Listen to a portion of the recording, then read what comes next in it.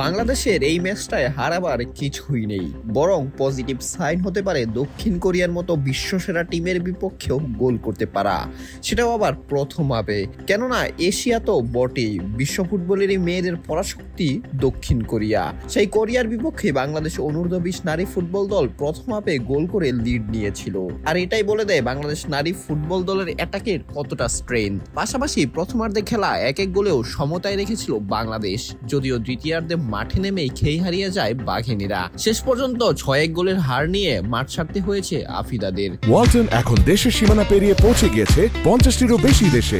ওয়ালটন, ঘরে ঘরে বিশ্বজুড়ে। এএফসি অনূর্ধ্ব-20 নারী দলের টুর্নামেন্টের বাছাইয়ে 32 দল 8 গ্রুপে খেলছে। 8 গ্রুপ চ্যাম্পিয়ন ও সেরা 3 রানার্স আপ আগামী বছর থাইল্যান্ডে মূল পর্বে খেলবেন। বাংলাদেশ আজ কোরিয়ার বিপক্ষে ড্র করলেও এইচ গ্রুপের চ্যাম্পিয়ন হয়ে মূল পর্বে জায়গা নিতে পারত, কিন্তু কোরিয়ার বিপক্ষে 5 গোলের ব্যবধানে হারায় এখন বাংলাদেশ 3 ম্যাচ শেষে 6 পয়েন্ট ও গোল ব্যবধান +5।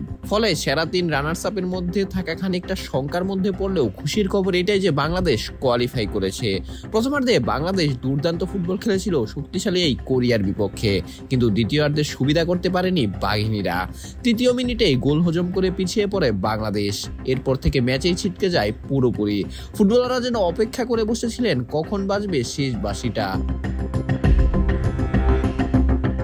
তবে ফলাফল যাই হোক, আপাতত খুশির খবর একটাই যে বাংলাদেশ মূল পর্বে কোয়ালিফাই করতে পেরেছে। আর যদি মূল পর্বে ভালো পারফরমেন্স করে তাহলে হয়তো এরকম রেজাল্টও খানিকটা বাংলাদেশের মানুষও ভুলে যেতে পারবে।